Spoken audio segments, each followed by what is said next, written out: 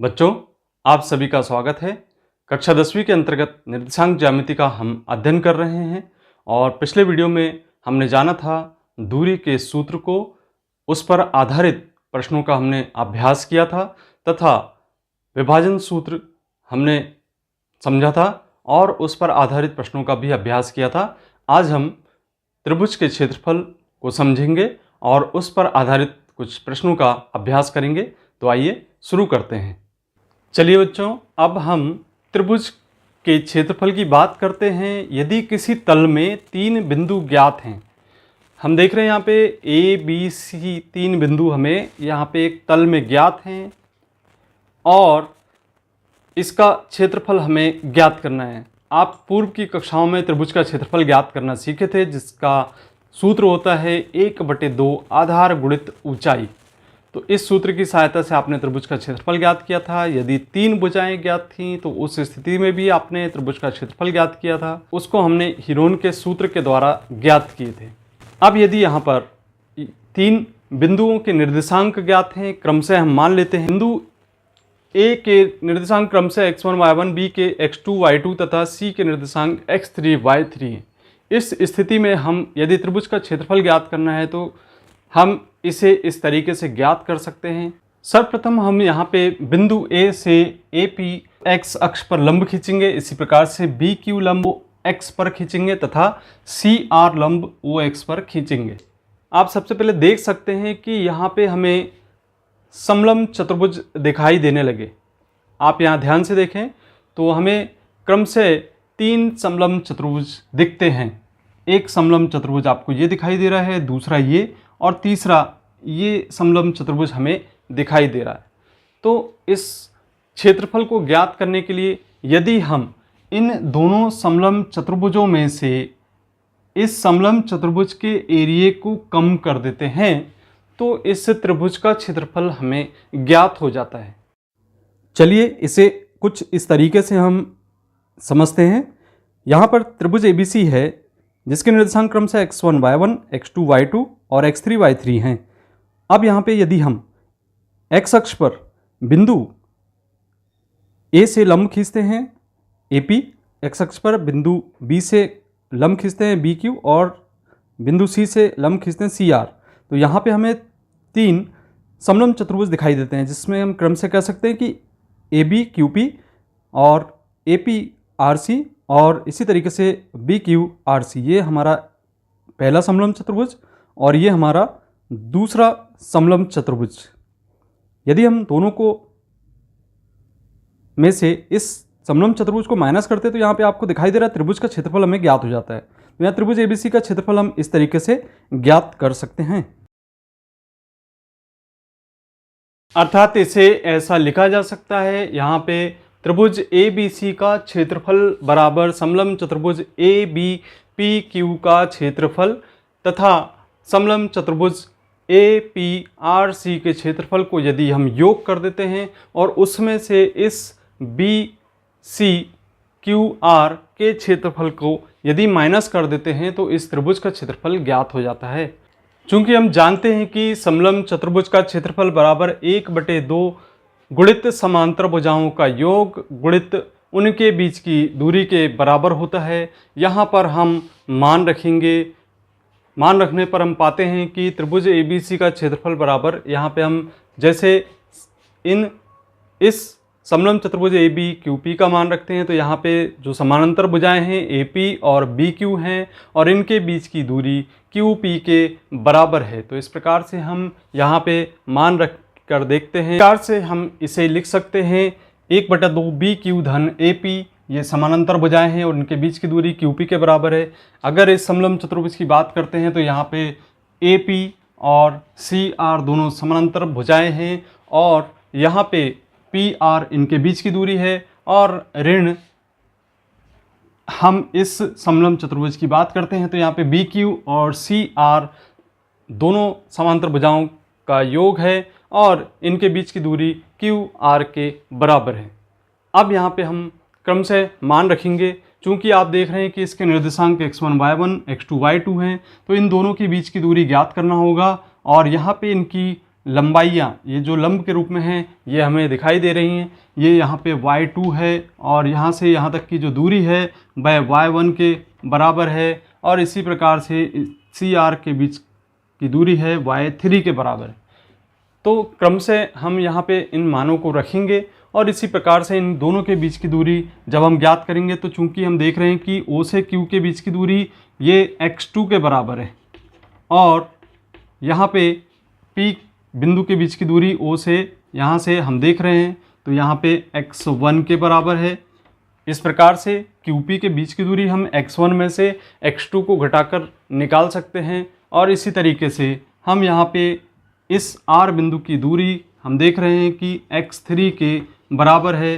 तो इन दोनों बिंदुओं के बीच की दूरी भी निकल जाएगी। तो x3 में से x1 को माइनस करेंगे तो PR के बीच की दूरी निकलेगी। पर इन दोनों बिंदु QR के बीच की दूरी x3 माइनस x2 के बराबर होगी। आइए अब इसके मान रखते हैं। इस प्रकार से हमने यहाँ पे BQ का मान y2 प्लस y1 रख दिया, QP का मान हमने x1 माइनस x2 रख दिया। इन दोनों के बीच की दूरी, ये समांतर भुजाओं का योग यहाँ पे हम देख रहे हैं y1 प्लस y3 के बराबर है और यहाँ पे PR की जो बीच की दूरी है x3 माइनस x1 के बराबर है। और इसी प्रकार से यहाँ पे हम देख रहे हैं BQ प्लस CR का मान यहाँ पे y2 प्लस y3 के बराबर है तथा इन दोनों बिंदुओं के बीच की दूरी x3 माइनस x2 के बराबर होगी। यहाँ से यदि हम 1/2 सब में से उभयनिष्ठ ले लेते हैं और इनका आपस में गुणा करते हैं तो इसे हम लिख सकते हैं क्रमशः x1 y2 x2 y2 minus x1 y1 minus x2 y1 और यहाँ से गुणा करेंगे x3 y1, यहाँ से x1 y1 plus x3 y3 ऋण x3 y3 ऋण x3 y2। यहाँ से हम देख रहे हैं कि ऋण का भी गुणा होना है। तो ऋण का गुणा करने के लिए हम अगले ब्रैकेट में भी इसके चिन्ह परिवर्तित करेंगे। तो यहाँ से होगा x3 y2 और यहाँ से प्लस x2 y2 और यहाँ से x3 y2 ऋण यहाँ से धन x2 y3 के बराबर होगा। अब हमें इस बात का ध्यान रखना है कि यहाँ पे जितने भी x1 y1 और x2 y2 वाले पद हैं दोनों धन और ऋण के चिन्ह के रूप में होंगे, उसको हम कैंसिल कर देते हैं। तो यहाँ पे हमने जो 1 1 2 2 और 3 3 वाले पदों को कैंसिल कर दिए बहुत ही सरल तरीके से।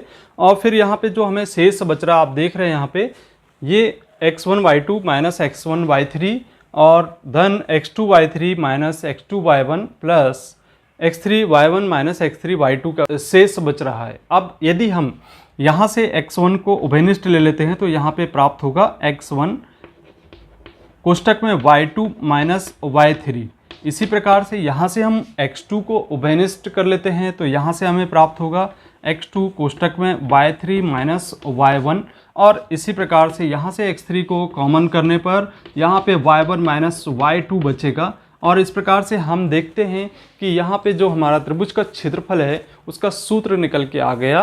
इसे हम ऐसा लिख सकते हैं 1/2 x1 y2 minus y3 plus x2 y3 minus y1 और plus x3 y1 minus y2।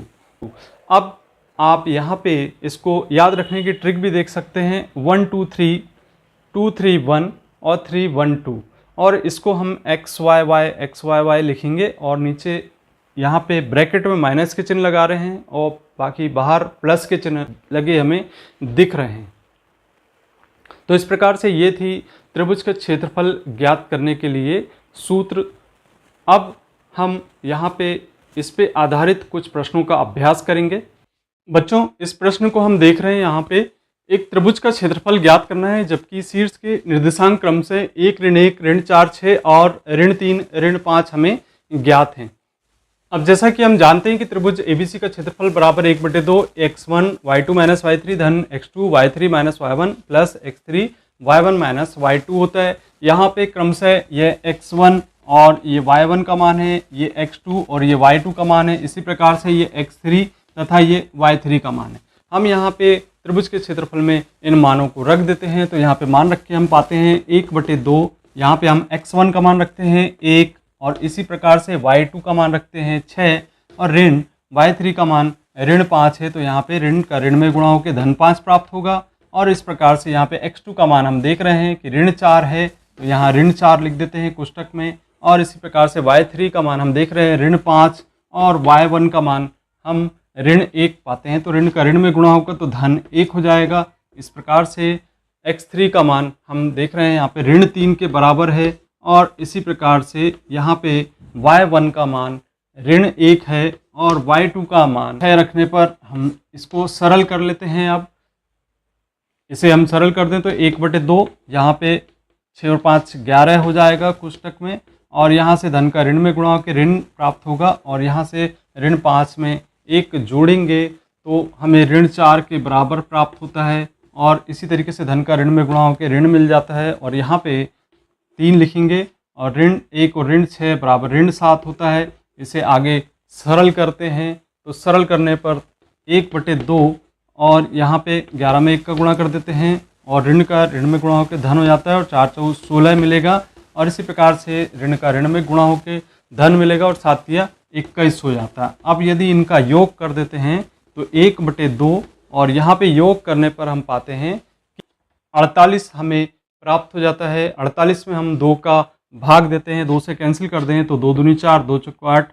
इस प्रकार से यहाँ पर 24 वर्ग इकाई के बराबर हमें क्षेत्रफल प्राप्त हो जाता है। तो इस प्रकार से जबकि निर्देशांक दिए गए हैं उस स्थिति में हम त्रिभुज के क्षेत्रफल के सूत्र का उपयोग करते हुए हम त्रिभुज का क्षेत्रफल ज्ञात कर लेते हैं।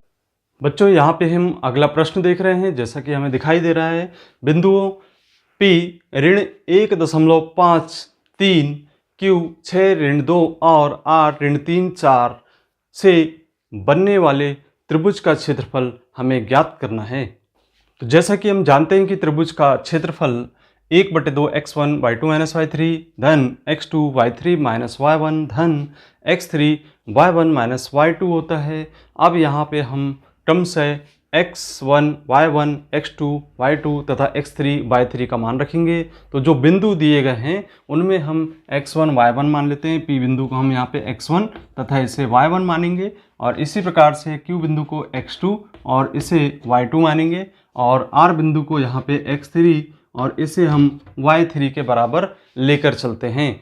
अब यहाँ पे हम इनके मान रखते हैं तो देखते हैं 1/2 x1 का मान यहाँ से हम लिखेंगे ऋण 1.5 हमें ज्ञात है, y2 का मान हम देख रहे हैं कि ऋण 2 है और y3 का मान हमें 4 दिखाई दे रहा है और इस प्रकार से x2 का मान हमें यहाँ से 6 मिल रहा है और y3 का मान हमें 4 दिख रहा है। y1 का मान यहाँ से 3 रखेंगे, धन x3 का मान हमें ऋण 3 ज्ञात है और y1 का मान यहाँ से 3 रखेंगे और यहाँ पर y2 का मान भी रखेंगे। तो ऋण में ऋण का गुणा होगा तो धन हो जाएगा।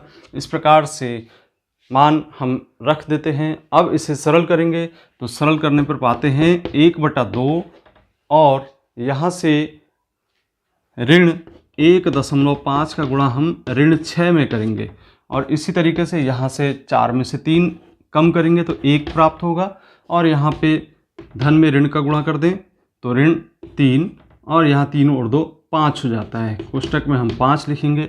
अब इसे हम सरल कर लेते हैं। सरल करने पर देखते हैं 1/2 और यहाँ से यदि हम ऋण का ऋण में गुणा करते हैं तो धन हो जाता है और 1.5 में 6 का गुणा करेंगे तो 9 के बराबर प्राप्त होता है और इसी तरीके से 6 एकम 6 हो जाएगा और यहाँ पर ऋण 5 या 15 प्राप्त होगा। अब हम इसे और सरल कर ले तो 9 और 6 15 हो गया, 1/2 लिखेंगे, यहाँ पे 15 ऋण 15 के बराबर प्राप्त हो जाता है और 15 में से 15 यदि हम घटाते हैं तो हमें 0 प्राप्त होता है। 0 का गुणा यहाँ पे हम करते हैं तो हमें अंत में यहाँ पे 0 प्राप्त हो जाता है। तो देखिए यहाँ पे जो क्षेत्रफल है वह 0 निकल के आया है। यहाँ पर हम ऐसे किसी भी त्रिभुज का क्षेत्रफल 0 नहीं प्राप्त कर सकते। तो अंत में हम यही कहेंगे कि यहाँ जो शीर्ष हैं वह संरेखी होंगे। आइए त्रिभुज के क्षेत्रफल पर आधारित एक और समस्या देखते हैं। यहाँ पे प्रश्न हमें ज्ञात है k का मान ज्ञात कीजिए यदि बिंदु 7 ऋण 2 5 1 3 के संरेखी हैं। तो संरेखी होने की स्थिति में त्रिभुज के क्षेत्रफल को हम 0 के बराबर रखते हैं जिससे हमें यहाँ पर k का मान प्राप्त हो जाता है। अतः जबकि तीनों बिंदु यहाँ पे संरेखी होते हैं, उस स्थिति में हम जानते हैं कि त्रिभुज का क्षेत्रफल 0 के बराबर होगा। तो त्रिभुज के क्षेत्रफल का सूत्र हम रखेंगे 1/2 x1 y2 - y3 plus x2 y3 - y1 plus x3 y1 - y2 बराबर 0। अब यहाँ पे x1 y1 x2 y2 और x3 y3 के मान क्रमशः ले लेते हैं हम। यहाँ पे हम देख रहे हैं ये x1 y1 का मान है, x2 y2 का मान है और ये x3 y3 का मान। तो क्रमशः इन मानों को हम यहाँ पे रखेंगे और देखते हैं कि यहाँ से 1/2 2 का पक्षांतर 0 की तरफ कर दें तो यह 0 के बराबर हो जाएगा।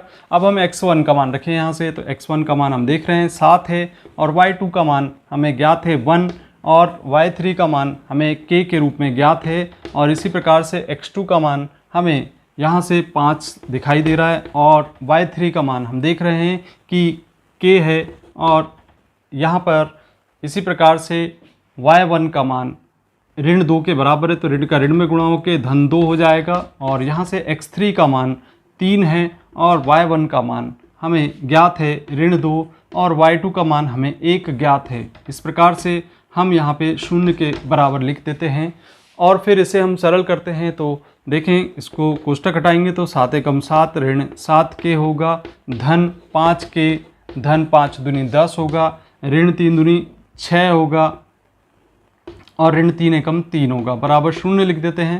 अब यदि इसे फिर से सरल करते हैं तो k वाले हम पद देख रहे हैं ऋण 7k और धन 5k, इन दोनों को सरल कर दें तो यहाँ पे ऋण 2k मिल जाता है। और इसी प्रकार से 10 और 7 17, 17 में से 6 कम करेंगे तो हमें 11 मिल जाएगा और 11 में से 3 को कम करते हैं तो 8 प्राप्त हो जाता है। इस प्रकार से हमें यहाँ पर धन 8 प्राप्त होता है बराबर हम 0 लिखेंगे। अब इसके बाद यदि हम इसे सरल करते हैं तो ऋण 2k का पक्षांतर उधर करने पर धन 2k के बराबर हो जाएगा और इसके बराबर 8 होगा। और यदि 2 का पक्षांतर 8 के बटे में करते हैं तो k का मान हमें यहाँ से मिल जाता है 8/2, 2 से कैंसिल करने पर 4 के बराबर प्राप्त हो जाता है। इसलिए हम लिखेंगे k बराबर यहाँ पर 4 होगा। इस प्रकार से हमने k का मान 4 के रूप में प्राप्त कर लिए। संरेखी पर आधारित यहाँ पे हम दूसरी समस्या देख रहे हैं जिसमें प्रश्न के अनुसार ज्ञात थे k का वह मान ज्ञात करना है यदि बिंदु 8 1 k ऋण 4 2 ऋण 5 संरेखी हैं। यहाँ पर हमें ज्ञात है x1 बराबर 8 दिए गए बिंदु में से, y1 बराबर 1, x2 बराबर k, y2 बराबर ऋण 4 और x3 बराबर 2, y3 बराबर ऋण 5, ये हमें ज्ञात हैं। यदि दिए गए बिंदु संरेखी हैं तब इस स्थिति में त्रिभुज का क्षेत्रफल बराबर 0 होता है। और जैसा कि हम जानते हैं कि त्रिभुज का क्षेत्रफल बराबर होता है 1/2 x1 y2 - y3 धन x2 y3 - y1 धन x3 y1 - y2 बराबर 0 रखेंगे। क्रमशः x1 y1 x2 y2 x3 y3 का मान रखेंगे। यहाँ पे यदि 2 का पक्षांतर 0 की तरफ कर देते हैं तो उसको हम छोड़ दें और यहाँ पे x1 का मान 8 रखेंगे। y2 का मान आप देख रहे हैं यहाँ पे y2 का मान ऋण 4 के बराबर है और इसी तरीके से y3 का मान हम देख रहे हैं ऋण 5, तो यहाँ ऋण और ऋण धन हो जाएगा। और यहाँ x2 का मान हम देख रहे हैं k के बराबर है और y3 का मान चूंकि ऋण 5 के बराबर है और y1 का मान हम 1 रखेंगे। अब x3 का मान यहाँ पे हम 2 रखते हैं और इसके बाद y1 का मान जैसा कि हम देख रहे हैं 1 है और यहाँ पे y2 का मान ऋण 4 है, तो ऋण में ऋण का गुणा होकर धन 4 हो जाएगा बराबर 0 लिखेंगे। अब इसे आगे सरल कर लेते हैं।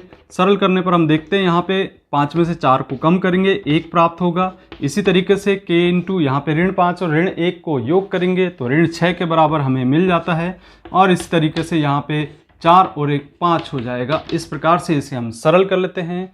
अब देखिए यहाँ 8 का गुणा करेंगे तो 8 एकम 8 हो जाएगा, धन में ऋण का गुणा होगा तो ऋण हो जाएगा 6k हो जाएगा और इसी प्रकार से 5 दूनी 10 होगा बराबर 0 लिखेंगे। अब हम यहाँ पे 8 और 10 को जोड़ देंगे तो यहाँ हमें 18 प्राप्त हो जाता है, ऋण 6 के बराबर 0 होगा। अब यदि हम पक्षांतर कर लेते हैं, पक्षांतर करने पर हम पाते हैं कि 6k का पक्षांतर उधर कर दें तो 18 बराबर धन 6k होगा और यदि हम k बराबर लिखेंगे तो 18/6 लिखेंगे और 6 से यदि कैंसिल करते हैं तो ये 3 बार कैंसिल हो जाता है। इस प्रकार से k का मान हमें 3 के बराबर मिल जाता है। k का मान हम 3 प्राप्त कर लेते हैं। इस स्थिति में बिंदु संरेखीय होते हैं तो k का मान होगा 3। त्रिभुज के क्षेत्रफल पर आधारित एक और समस्या यहाँ पे हम देखते हैं। जैसा कि हम देख रहे हैं, यदि a के निर्देशांक ऋण 5, 7, b के ऋण 4, ऋण 5, c के ऋण 1, ऋण 6 और d के 4, 5 ज्ञात हैं, तो एक चतुर्भुज ABCD के शीर्ष हैं, तो इस चतुर्भुज का क्षेत्रफल हमें ज्ञात करना है।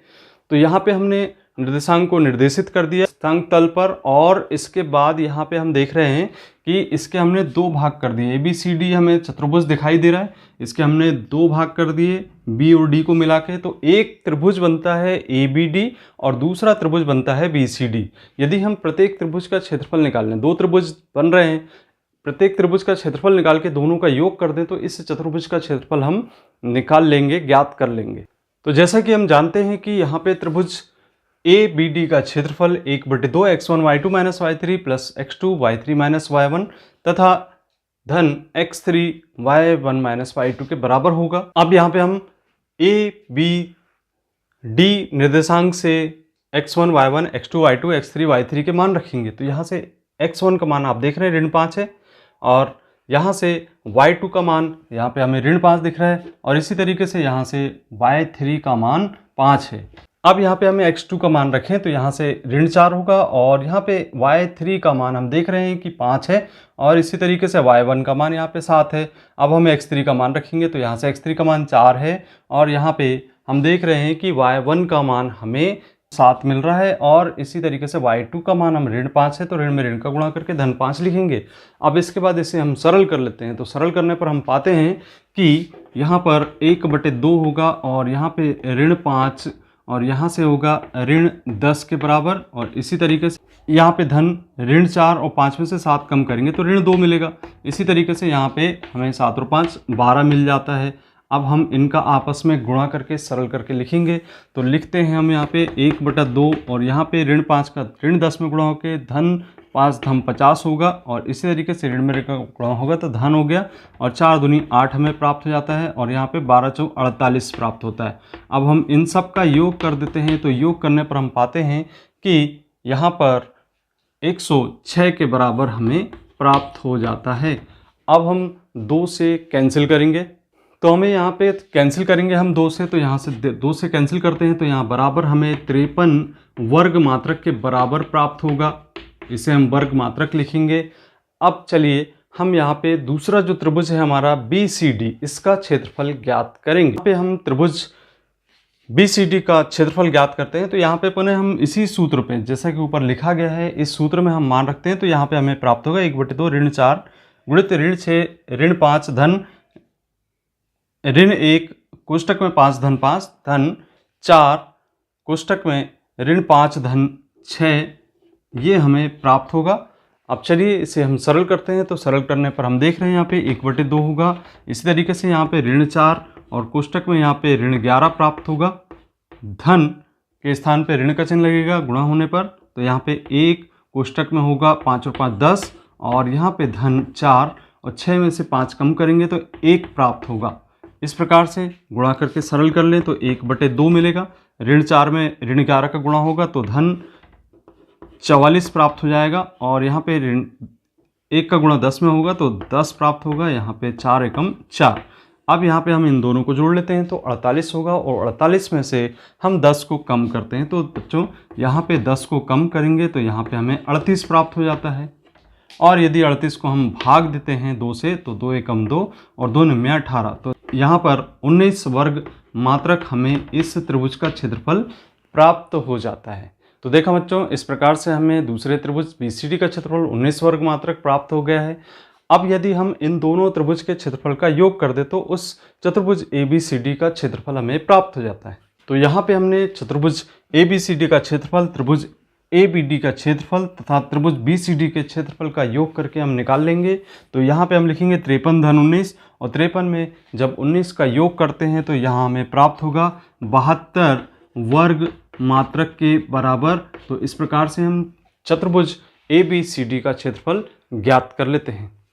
तो इस सेशन में हमने त्रिभुज का क्षेत्रफल ज्ञात करना एवं चतुर्भुज का क्षेत्रफल ज्ञात करना तथा संरेखीय स्थिति को जाना। आप सभी का बहुत बहुत धन्यवाद।